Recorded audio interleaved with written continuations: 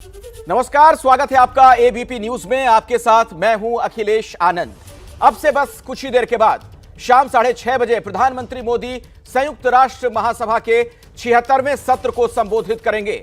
ABP news आपके लिए बड़ी कवरेज लेकर आया है। तमाम खास मेहमान हमारे साथ जुड़ने वाले हैं। इस दौरान जो ये संबोधन होगा प्रधानमंत्री का, प्रधानमंत्री सुरक्षा परिषद में स्थायी सदस्यता, आतंकवाद, वैश्विक संस्थाओं में सुधार और कोरोना समेत कई मुद्दों पर अपनी बात रखेंगे। दूसरी तरफ संयुक्त राष्ट्र महासभा में पाकिस्तान के प्रधानमंत्री इमरान खान ने भी आज अपना संबोधन किया। इस दौरान इमरान ने आतंकवाद और कश्मीर को लेकर झूठ की झड़ी लगा दी, लेकिन यूएन में इमरान खान के झूठ का भारत ने करारा जवाब भी दिया है। कश्मीर से लेकर आतंकवाद पर भारत ने पाकिस्तान को बेपर्दा कर दिया। राइट टू रिप्लाई के तहत भारत की राजनयिक स्नेहा दुबे ने दुनिया को बताया कि जिस यूएन के मंच से इमरान खान पाकिस्तान को आतंक का पीड़ित बता रहे हैं, उसी यूएन के घोषित आतंकियों को पाकिस्तान की सरकार पाल रही है।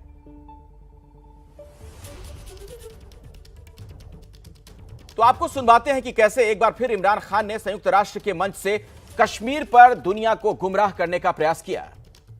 तो ये तो आपने इमरान खान को सुना, और भारत ने किस तरीके से इसका पुरजोर विरोध किया है, कैसे करारा जवाब दिया गया, वो भी आप सुनिए।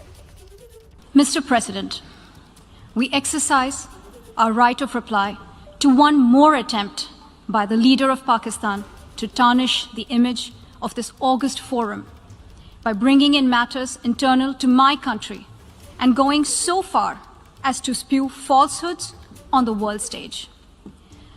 While such statements deserve our collective contempt and sympathy for the mindset of the person who utters falsehood repeatedly, this is not the first time the leader of Pakistan has misused platforms provided by the UN to propagate false and malicious propaganda against my country, and seeking in vain to divert the world's attention from the sad state of his country, where terrorists enjoy free pass. तो आइए इसी पर बातचीत की शुरुआत करते हैं, चर्चा की शुरुआत करते हैं, और मेरे साथ जो तमाम मेहमान हैं उनसे मैं आपका परिचय भी करवा दूं। आशीष कुमार सिंह हमारे साथ न्यूज रूम से हमारे सहयोगी जुड़े हुए हैं। कर्नल दानवीर भी हमारे साथ डिफेंस एक्सपर्ट के तौर पर यहां पर मौजूद हैं स्टूडियो में। राजीव नयन जी हमारे साथ जुड़ चुके हैं, राजनीतिक विश्लेषक। विवेक काटजू साहब भी हैं, पूर्व राजनयिक, उनसे भी हमारी बातचीत होगी। और पाकिस्तान से भी हमारे साथ खास मेहमान हैं, जर्नलिस्ट हैं आरजू काजमी, उनके पास भी हम आपको लिए चलेंगे। सबसे पहले मैं आशीष आपके पास आना चाहूंगा, और जरा ये बताइए, आज प्रधानमंत्री मोदी का जो संबोधन होना है संयुक्त राष्ट्र महासभा में, क्या उसमें खास रह सकता है? अखिलेश, सबसे पहले हम अपने दर्शकों को बता दें, मेरे पास वो पूरा ब्यौरा है एबीपी न्यूज़ के पास एक्सक्लूसिवली। अब से 1.5 घंटे बाद जो प्रधानमंत्री बोलने वाले हैं यूनाइटेड नेशंस में, सिलसिलेवार तरीके से जल्द आपको बता देता हूं। प्रधानमंत्री का भाषण केंद्रित होगा, सबसे पहले शुरू करेंगे इंडिया एज डेमोक्रेसी। प्रधानमंत्री लोकतंत्र भारत में कितना मजबूत है और विश्व को कैसे कंट्रीब्यूट किया है डेमोक्रेसी ने टू द वर्ल्ड, इसका जिक्र करेंगे। इसके अलावा प्रधानमंत्री कॉम्बैटिंग कोविड को के रोकथाम में और पूरे विश्व को कैसे भारत ने मदद पहुंचाई, वैक्सीन इक्विटी की प्रधानमंत्री बात करेंगे, किस तरह से जिन लोगों को सबसे ज़्यादा ज़रूरत थी उनको पहले आइडेंटिफाई करके उन तक पहुंचाया गया। क्लाइमेट चेंज में इंडिया के क्रेडेंशियल्स का जिक्र करेंगे प्रधानमंत्री। यूएन रिफॉर्म्स, एक बार फिर से प्रधानमंत्री, अखिलेश आपको याद होगा प्रधानमंत्री ने अपने पहले यूएन संबोधन में भी कहा था कि यूएन को जल्द से जल्द रिफॉर्म करना चाहिए। भारत की स्थायी सदस्यता की मांग होगी। अफगानिस्तान पे विस्तृत तौर पर प्रधानमंत्री अपना पक्ष रखेंगे। एससीओ में भी पक्ष रख चुके हैं, हमें पता है। और जो वाइस प्रेसिडेंट से उनकी मुलाकात हुई, इंडिया का क्या पोजीशन है। रीजनल इशूज में प्रधानमंत्री पाकिस्तान का जवाब देंगे। हालांकि मैं आपको बता दूं कि मेरे टॉप सोर्सेज ने मुझे इंडिकेट किया है कि टेंजेंशियल रेफरेंस होगा, यानी कि कोई बहुत ज़्यादा माइक्रो लेवल पे जा करके उनको उस तरह से चिन्हित नहीं करना है, टारगेट नहीं करना है, जैसा जिस लेवल पे उतर आए थे पाकिस्तान के प्रधानमंत्री। जब प्रधानमंत्री मोदी यहां पर बोल रहे होंगे तो एक वर्ल्ड लीडर के तौर पर बोल रहे होंगे। अखिलेश, ये आप समझ रहे हैं कि भारत की पोजीशन जो है ग्लोबल स्टेज पर, वो दशकों से एकदम टॉप के लेवल पे रही है। तो प्रधानमंत्री ने जो बाइडेन से मुलाकात में भी कहा था कि वो आगे के दशक को देख रहे हैं। तो ये वो मुख्य मुद्दे हैं जिसको प्रधानमंत्री टच करने वाले। मैं फिर से दोहरा दूं, ये सारे वो एक्सक्लूसिव डिटेल्स हैं प्रधानमंत्री 1.5 घंटे बाद जो अपने भाषण में जिन मुद्दों का जिक्र करने वाले हैं। अखिलेश जी बिल्कुल, बहुत बहुत शुक्रिया आशीष, आपने बहुत विस्तार से पूरी जानकारी दी। अब मैं विवेक काटजू साहब का रुख करना चाहूंगा। विवेक काटजू जी, आप खुद एक राजनयिक रहे हैं, डिप्लोमेट रहे हैं।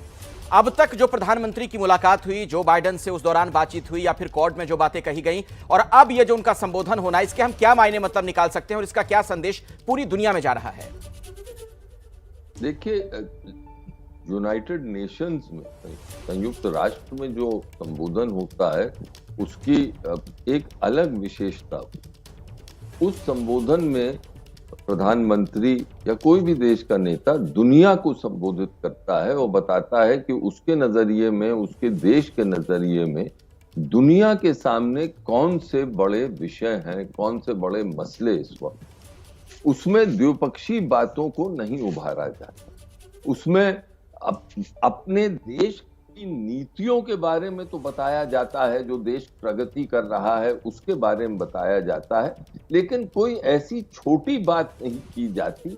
खास करके कोई बड़ा नेता ऐसी छोटी बात नहीं करता जिससे उसका स्टेटस और उसके देश का स्टेटस कम।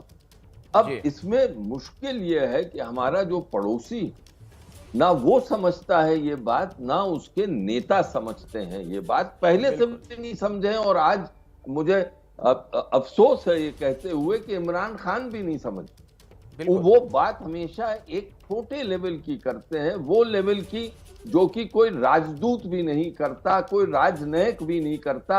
हाँ, और छोट भैया बोलते हैं, बड़े लोग ऐसी बातें नहीं करते, इनको शोभा नहीं देता। लेकिन ये कभी समझे ही नहीं है ये बात, इसलिए उनका तिरस्कार होता है। हाँ, पाकिस्तान में उनको जरूर, उनके लिए तालियां बजाई जाएं, अपने देश डोमेस्टिक एजेंडा के लिए, पाकिस्तान की फौज के लिए वो महत्वपूर्ण हो, लेकिन दुनिया के लिए और भारत के लिए तो बिल्कुल ही भारत दरकिनार कर सकता है, लेकिन दुनिया के लिए भी, हमारे क्षेत्र के लिए भी ये कोई मायने नहीं रखता। बिल्कुल बिल्कुल विवेक आरजू साहब, आपने बहुत ही अहम बात कही और ऐसे मुझे लगता है आरजू काज़मी जी आपको इस पर रिस्पॉन्ड करना चाहिए। इमरान खान साहब वहां पर जाते हैं, वो भूल जाते हैं कि आखिर किस मन से वो क्या कह रहे हैं। ऐसा लगा जैसे पाकिस्तान में कोई चुनावी रैली कर रहे थे, वो ज्यादातर फोकस भारत पर ही उनका रहा और ऐसा लगा कि अपनी गिरेबान में झांकने को तैयार नहीं है।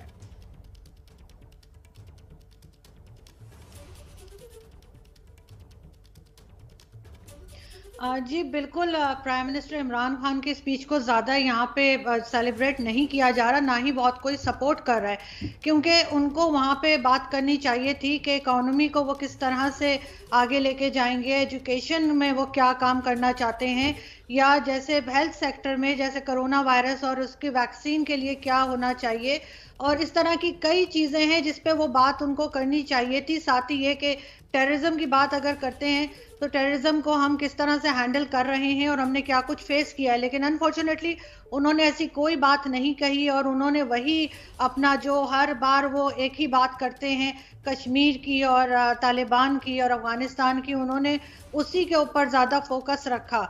और यहाँ पे भी काफ़ी लोग ऐसे हैं जो इस बात को उनकी सपोर्ट नहीं कर रहे और उनका ख्याल है कि उन्होंने इस टाइम को ज़ाया किया है जिसको वो एक बेहतर तरीके से पाकिस्तान की बात रख सकते थे, उसके बजाय वो यहाँ वहाँ घूमते रहे और उन्होंने पाकिस्तान की बात नहीं की। बिल्कुल, तो इससे तो कर्नल दानवीर एक बात यही लगेगी कि सोच जो कह रहे थे हमारे साथ मौजूद है विवेक आरजू साहब, उनका कहना है कि छोटी सोच लग रही थी इमरान खान जिस तरह से अपनी बातें रख रहे थे। बिल्कुल छोटी सोच है, बौखलाए हुए हैं, समझ नहीं आ रहा कि अब क्या करें। कश्मीर का मुद्दा छोड़ भी नहीं सकते क्योंकि वो उसको जगलर वेन मानते हैं, साथ ही साथ उनको प्रोपेगेंडा भी करना है। कोई इनसे सवाल पूछे कि आप ये 80,000 का आंकड़ा कहाँ से लाए, जब आप कहते हैं कि पाकिस्तानियों ने 80,000 लोगों की शहादत दी ग्लोबल वॉर इन टेररिज्म में, तो ये आंकड़ा कहाँ से आया, कहाँ पे ये इसकी शोध हुआ, कहाँ पे इसका सर्वे हुआ, तो ये क्या बेसिस है। आप अगर नोटिस करेंगे इनके जितने भी नेता हैं सब अलग अलग आंकड़े देते हैं, कोई 60,000 बोलता है, कोई 40,000 बोलता है, कोई 70,000 बोलता है, और अब इन्होंने 80,000 बोल दिया। तो ये तो रही बात एक। और दूसरे इनके बड़े गद्दावर नेता हैं पठानों के मोहसिन डावर, उन्होंने ये ट्वीट किया इनके भाषण के हवाले से कि इमरान खान ने तालिबानों को पश्तून नेशनलिस्ट बोल दिया, तो उससे उनको बहुत बड़ी आपत्ति हुई है। उन्होंने कहा है कि ये कोई पश्तून नेशनलिस्ट नहीं है। तो बेसिकली पाकिस्तान के अंदर भी जो समझदार लोग हैं वो इमरान खान की सपोर्ट में नहीं है। और काजू साहब ने बिल्कुल सही कहा कि ये पाकिस्तान की फौज को खुश करने के लिए है और कुछ कॉन्स्टिट्यूएंसी को खुश करने के लिए है। Let me tell you, Imran Khan के अगर आप पुराने वीडियोस देखेंगे वजीर आजम बनने से पहले, तो उनकी बातों में बहुत सेंस था, लेकिन अब पूरी तरह नॉनसेंस है। इसका मतलब है कि वो पूरी तरह एक रोबोट है और उनकी चाबी और उसका कंट्रोल किसी और के हाथ में है। नहीं तो ये करके तो फिर राजीव नयन जी एक तरीके से तो इमरान खान साहब ने अपनी फजीहत ही करवाई ना इस अंतर्राष्ट्रीय मंच पर।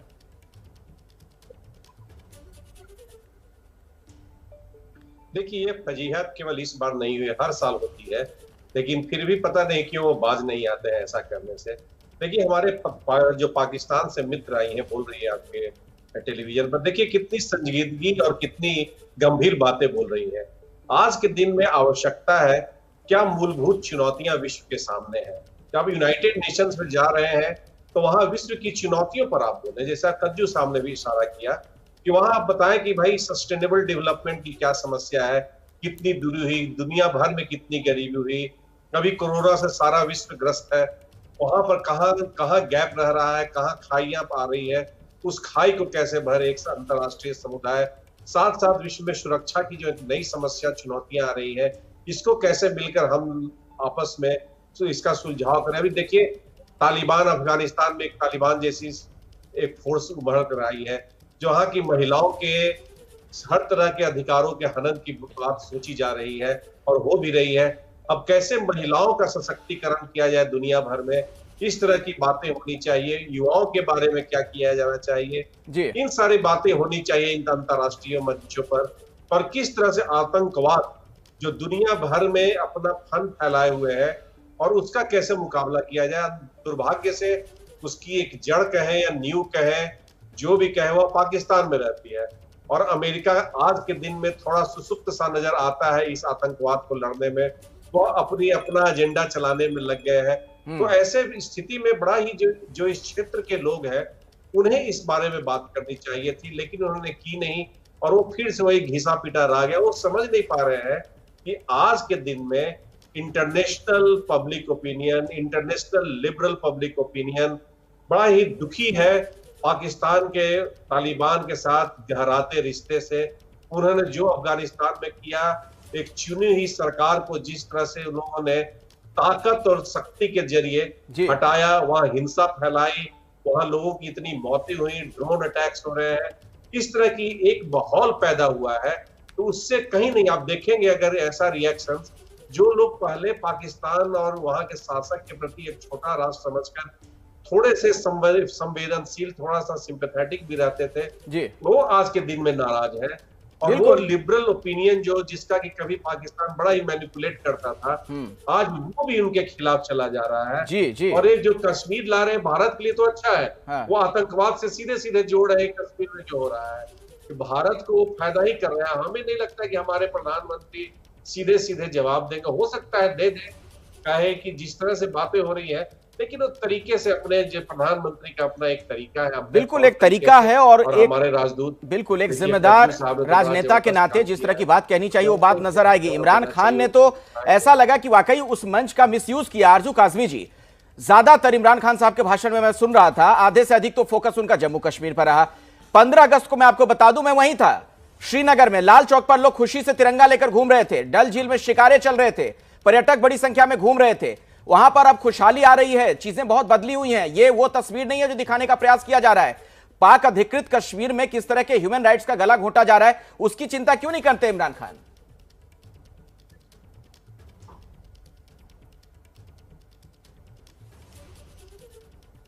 देखें, यहाँ पे जो कश्मीर है, जो पाकिस्तान के हिस्से में, वहां पे अभी फिलहाल ऐसा कुछ नहीं है जिसको हम बता सकें कि जी हमने बड़ा कुछ यहाँ पे डेवलपमेंट कर दी है।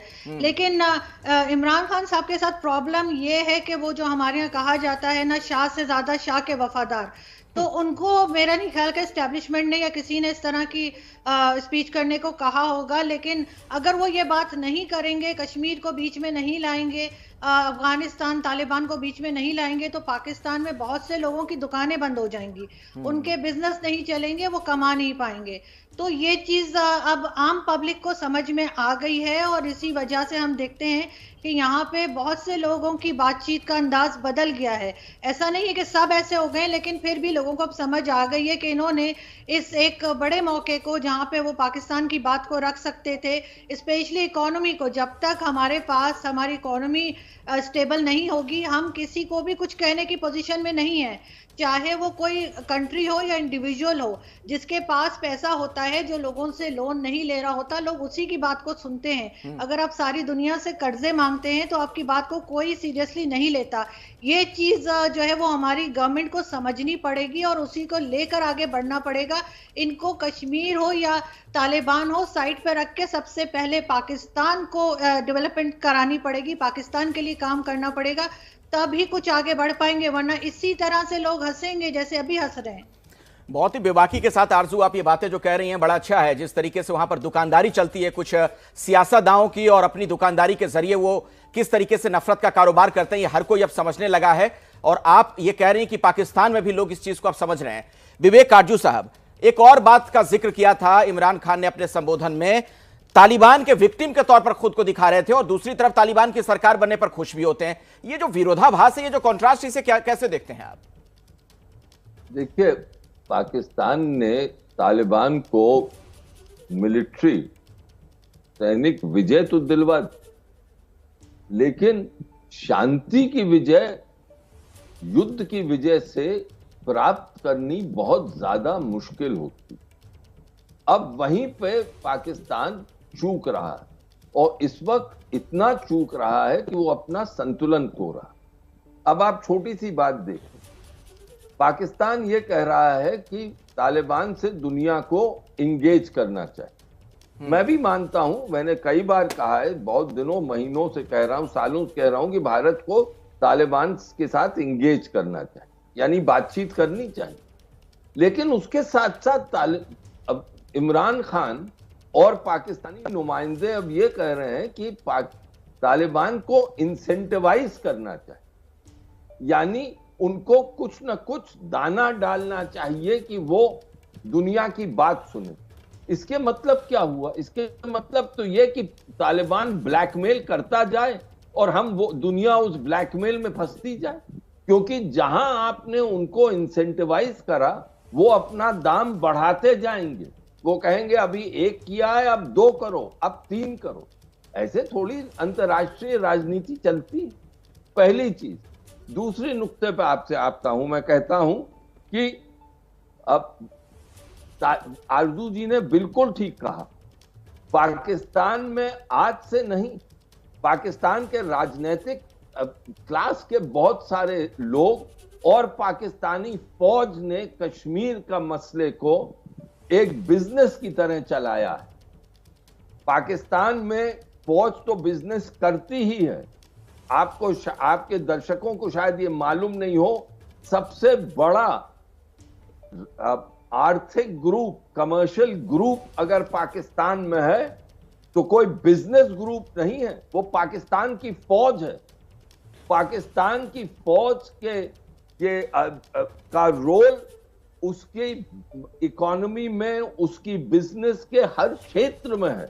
इसी तरह उन्होंने कश्मीर को भी एक बिजनेस बनाया हुआ है और इसलिए वो दुकान चलाते हैं। और इस कारण से मेरा मानना है कि इमरान खान जो है वो तो एक कठपुतली ही है और बड़े मसलों पे वो बस फौज के इशारे पे चलते हैं। और जो उनका भाषण है, मुझे लगता है जब तक कि जनरल हेडक्वार्टर्स रावलपिंडी में उसको क्लियर नहीं किया जाता, उसको इजाजत नहीं दी जाती, तब तक वो एक शब्द का उच्चारण नहीं कर सकते।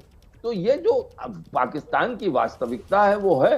हाँ, अगर आरजू जी जैसी महिलाएं और पुरुष अगर इस विचारधारा के आगे बढ़ें और साहस दिखाएं और पाकिस्तानी फौज से लोहा लें, वहां की सिविल सोसाइटी अगर पनपे, लेकिन हिम्मत दिखानी पड़ेगी, क्योंकि पाकिस्तानी फौज जो है वो अपना होल्ड, जो एक गिरफ्त में पाकिस्तान को लिए हुए है, वो इतनी आसानी से नहीं छोड़ेगा। क्योंकि वास्तविकता तो ये है, और आपके शायद दर्शकों को ये मालूम होना चाहिए कि जो पाकिस्तान के जनरल साहबान हैं, उनकी जो लाइफस्टाइल है वो मिलियनेयर, भारत में जो मिलियनेयर्स हैं या दुनिया में जो मिलियनेयर्स हैं उनकी जैसी।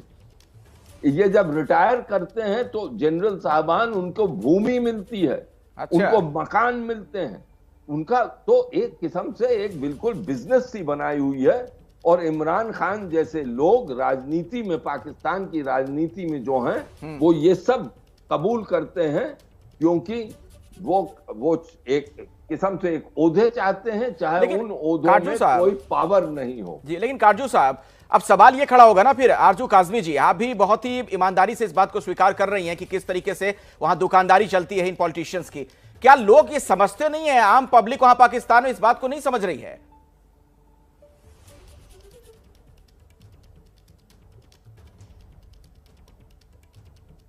पब्लिक समझ रही है, लेकिन जाहिर है सारी पब्लिक नहीं समझ रही। बहुत हद तक काफी पब्लिक समझ गई है, मगर उनके हाथ में कुछ है नहीं। जो लोग पॉलिसीज बनाते हैं, जो लोग के पास ताकत होती है, वो इन लोगों में से नहीं है। पॉलिटिशियंस को सीट चाहिए, उनको प्राइम मिनिस्टर बनना है या कुछ भी बनना है, तो वो एस्टेब्लिशमेंट के आगे जो वो कहते हैं उसी तरह से बिहेव करते हैं, वही चीज आगे लेके चलते हैं। वरना जिस दिन कश्मीर का इशू हमने सॉल्व कर लिया, उस दिन क्या चीज रह जाएगी जिसके लिए हम कहेंगे कि भारत से हमें खतरा है, या हमारे फंड्स बढ़ा दो, या हमें पैसा दे दो। ये सब चीजें, अब तो हमारे साथ चाइना भी नाराज है। आप तो अभी जो बाइडेन को रो रहे थे, 2 साल से चाइना ने बात नहीं की है यहाँ पर। तो जाहिर है हर चीज जो है वो हाथों से निकलती जा रही है, मगर प्रॉब्लम ये है कि कोई समझने को तैयार नहीं है। जिन लोगों के हाथ में पावर है वो इस चीज को ठीक नहीं कर रहे। जी, ये बड़ी दुखद स्थिति है। और इस बीच जब हम चर्चा कर रहे हैं, एक बड़ी खबर आ गई है। पाकिस्तान लगातार तालिबान और अफगानिस्तान को लेकर जो झूठ बोल रहा है, जानकारी अभी अभी मिल रही है हमें कि तालिबान के जुर्म की ये बड़ी खबर है। तालिबान ने अफगानिस्तान में हजारा समुदाय के किसानों को जमीन खाली करने को कहा है, ताकि उस पर पश्तून समुदाय के लोग खेती कर सकें।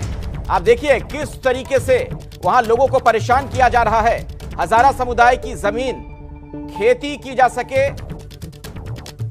और इसके लिए देखिए किस तरीके से वहां पर यह दबाव बनाया जा रहा है। हमारे साथ आशीष भी जुड़े हुए, हमारे सहयोगी। आशीष, इस पर कुछ और जानकारी मिल पा रही है क्या आपको? देखिए, मैं कोशिश करता हूं अखिलेश इस पे और ज़्यादा जानकारी लेने का, लेकिन आप तालिबान से उम्मीद क्या करते हैं? तालिबान से और क्या एक्सपेक्ट किया जाए?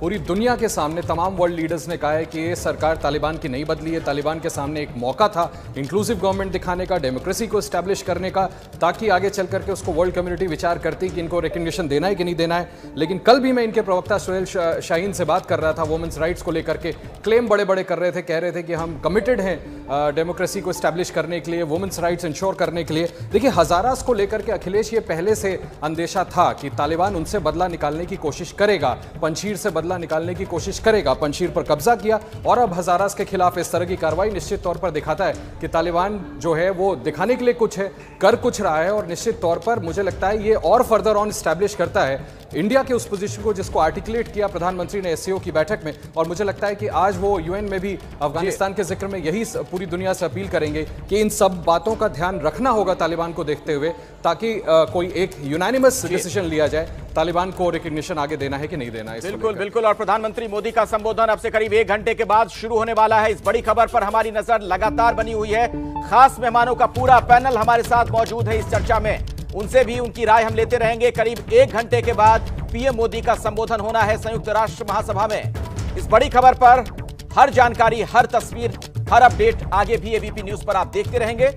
तो अंतर्राष्ट्रीय कूटनीति के लिहाज से आज का दिन काफी महत्वपूर्ण है। बस थोड़ी देर के बाद प्रधानमंत्री नरेंद्र मोदी का संबोधन होना है संयुक्त राष्ट्र महासभा में।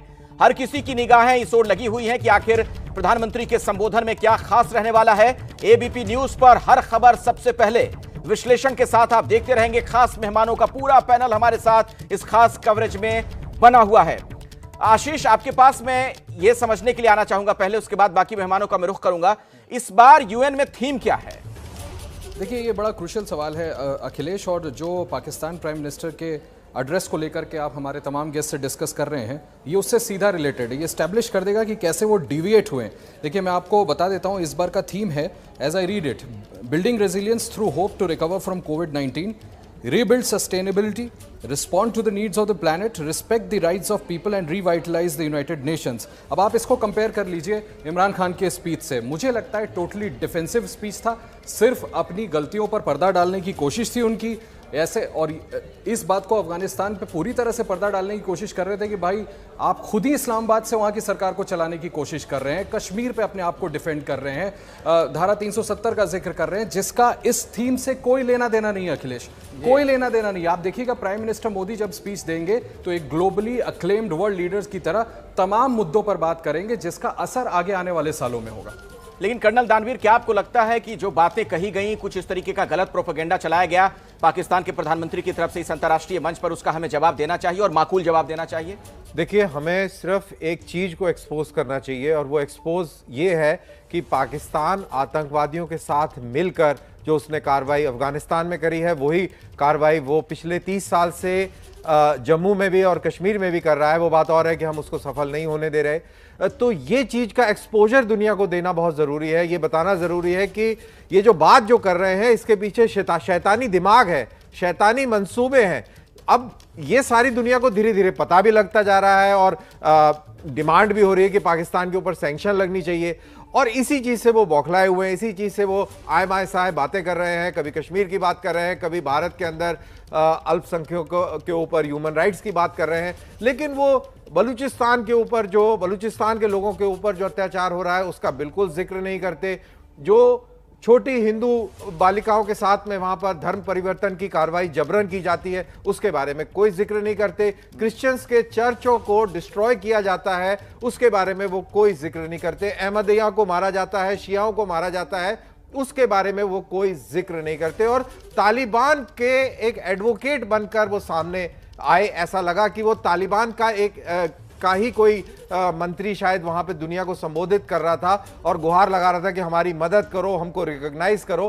तो बेसिकली उनके भाषण का ना कोई सिर था ना पैर था और वो खुद ही एक्सपोज हो गए और खुद ही जमीन में धंसते हुए नजर आए। बहुत ही इंपॉर्टेंट बात बता रहे हैं आप कर्नल दानवीर ने, जिस बात का उल्लेख किया राजीव नयन जी, यही बात साफ तौर पर नजर आती है। जो फ्री के वकील बन रहे थे तालिबानियों के, पाकिस्तान के हुक्मरान प्रधानमंत्री जो हैं इमरान खान, उसे यही लग रहा था अपने आप को एक तरीके से दुनिया के सामने वो बेपर्दा कर रहे हैं कि देखो असली चेहरा तो हमारा यही है।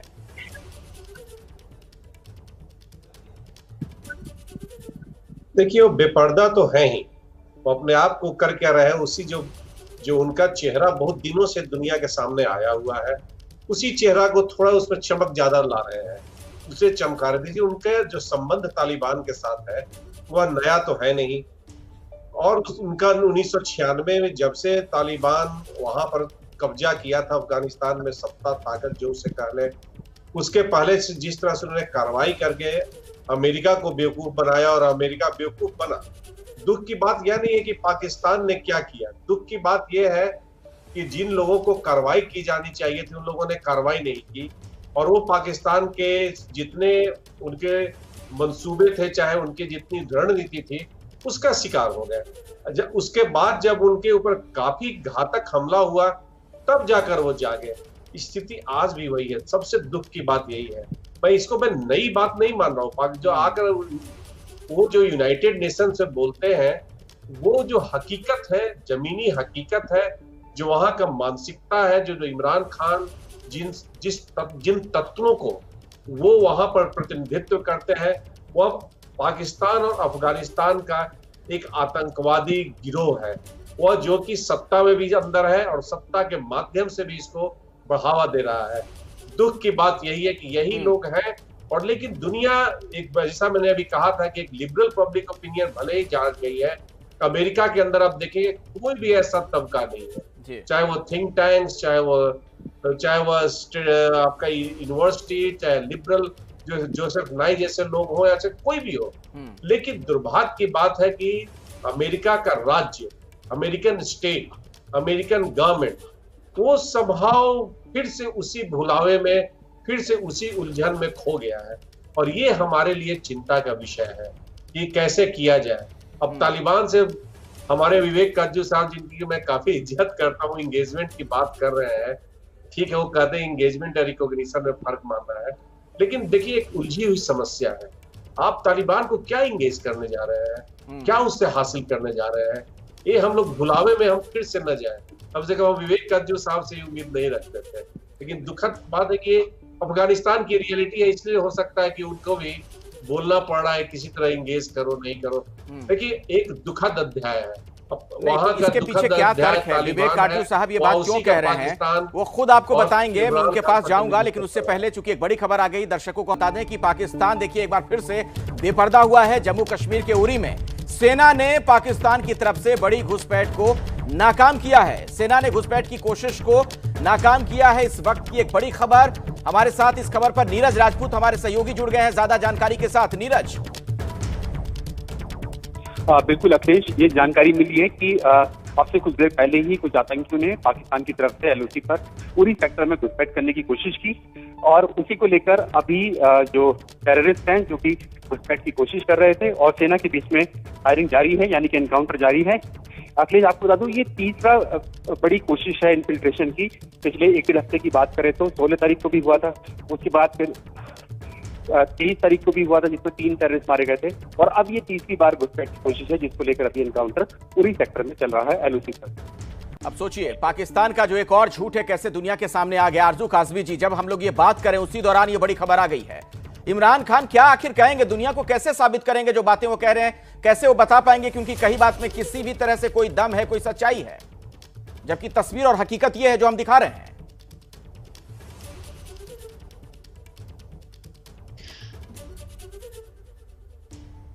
देखिए, ये इस तरह के अटैक्स और इस तरह के लोग जो है वो अक्सर ही लाइन ऑफ कंट्रोल क्रॉस करते हैं और भारत की तरफ जाते हैं और हमारे यहाँ से कहा जाता है कि जी ये नॉन स्टेट एक्टर्स हैं, हमें नहीं पता ये कौन लोग हैं, कहाँ से आ गए। तो इस चीज़ के ऊपर पाकिस्तान को बहुत सख्ती से काम करना पड़ेगा। अब सिर्फ नॉन स्टेट एक्टर्स कहकर हम अपने आप को नहीं बचा पाएंगे। ये पाकिस्तान को अब देखना होगा कि ये कौन लोग हैं, क्यों जाते हैं, क्यों ये गड़बड़ मचाते हैं। इससे सिर्फ और सिर्फ पाकिस्तान का नाम ही खराब होता है और इनको इसको रोकना होगा। अब इनके पास कोई दूसरी चॉइस नहीं है। बिल्कुल आप सही कह रही हैं, लेकिन चॉइस नहीं है इस बात को समझ कहां पा रहे हैं इमरान खान अभी भी, वहां के जो भी सत्ता में बैठे लोग हैं। विवेक काटजू साहब, इस पर भी आप जवाब दीजिएगा। लेकिन राजीव नयन जी ने जो बात कही कि तालिबान को लेकर वो कह रहे थे कि उन्हें इंगेज करने से हमें क्या हासिल होगा। देखिए, मेरा हमेशा से मानना रहा है, शायद ये इसलिए क्योंकि मैं राजनयिक रहा, कि जमीनी हकीकत को हम नकार नहीं सकते।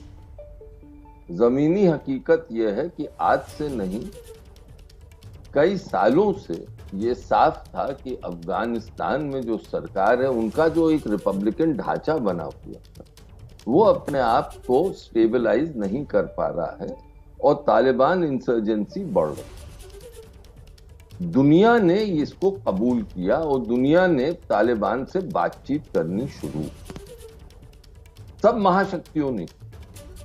इसका माने ये नहीं कि जो तालिबान कह रहा है उसको आप मान्यता माने, इसके माने ये भी नहीं कि मान्यता दें, इसके माने ये नहीं कि उनको अपनी रेड लाइंस ना बता। लेकिन अगर आप उनसे बातचीत नहीं करेंगे, चैनल नहीं ओपन करेंगे, तो फिर क्या रूट के बैठ जाएंगे, कोने में रूट के बैठ जाएंगे और यानी दरवाजा बंद होगी। तो बातचीत करनी चाहिए। इसके माने ये नहीं कि वो बातचीत के माने कि आप आत्मसमर्पण कर रहे हैं। हमारे वहां तो ये विचार है कि बातचीत करनी ही आत्मसमर्पण है, ये कतई नहीं। और मुझे ये खुशी है कि भारत सरकार ने इस विचार को समझा। प्राइम मिनिस्टर के लेवल से ही इजाजत दी गई होगी कि हमारे राजदूत ने ओपनली अब्बास तानकजाई, जो वहां अब उप विदेश मंत्री हैं, दोहा में वो जब हमारे राजदूतावास आए तो उनसे ओपनली बातचीत हुई और हमारी जो समस्याएं हैं अफगानिस्तान में, हमारे जो विचार हैं, हमने उनसे कहे। इसका माने क्या हुआ? इसके माने यही है कि हमने ये जमीनी हकीकत पहचानी कि आज वो अफगानिस्तान के उनके गिरफ्त में है जी। और अब इस हकीकत को हम ने नजरअंदाज नहीं किया और हमने साफ साफ उनसे कहा कि देखिए, अब आप भारत की ओर मत देखिएगा जी, हमें ये बिल्कुल कतई मंजूर नहीं होगा जी।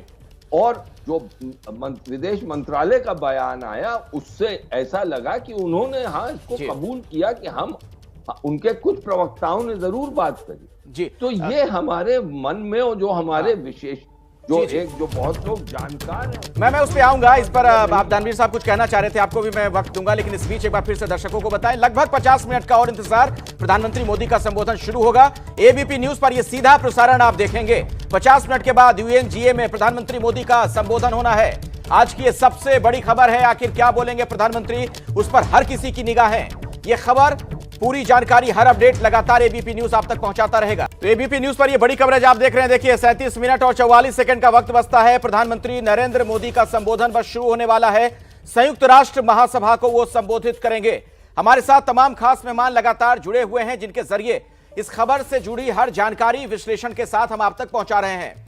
आशीष, अब जबकि बस कुछ ही मिनट का और इंतजार प्रधानमंत्री मोदी के भाषण में, आपके मुताबिक इस बार जो इस बैठक को लेकर थीम है, उसके मद्देनजर आपको क्या लग रहा है कि प्रधानमंत्री के संबोधन में क्या बातें हो सकती हैं? देखिए अखिलेश, आपके बुलेटिन की शुरुआत में ही सबसे पहले हमने ये अपने दर्शकों को बताया है, हमारे पास वो सारे एक्सक्लूसिव डिटेल्स हैं। जैसा मैंने पहले बताया था आपको कि प्रधानमंत्री अफगानिस्तान पर बोलने वाले हैं। इंडिया का रोल, जो डेमोक्रेसी, भारत में जो सबसे पुराना और सबसे बड़ा लोकतंत्र है, उसने कैसे दुनिया में कंट्रीब्यूट किया, उस पर बोलेंगे। क्लाइमेट चेंज पर बोलेंगे।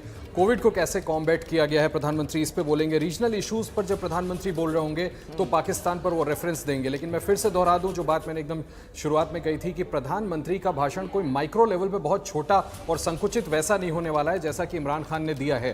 प्रधानमंत्री संभवतः, जैसे पिछली बार का आपको उनका एड्रेस याद होगा, चाइना और पाकिस्तान का नाम तक नहीं लिया था और दोनों को इशारों में कटघरे में खड़ा कर दिया था। संभवतः वो रेफरेंसेस इस बार भी वैसे ही होने वाले हैं। कुल मिलाकर के मैं आपको कह सकता हूं कि प्रधानमंत्री का जो भाषण होगा वो इंडिया के स्टेचर के मुताबिक होगा, जो थीम है उसके मुताबिक होगा, और वो फ्यूचरिस्टिक भाषण होगा। बिल्कुल, इस पर आगे भी आपसे बातचीत होगी, तमाम मेहमानों से भी हमारी बातचीत होने वाली है। एक छोटे से ब्रेक के लिए हम रुक रहे हैं। सीधा प्रसारण प्रधानमंत्री मोदी के भाषण का आप देखने वाले हैं एबीपी न्यूज पर।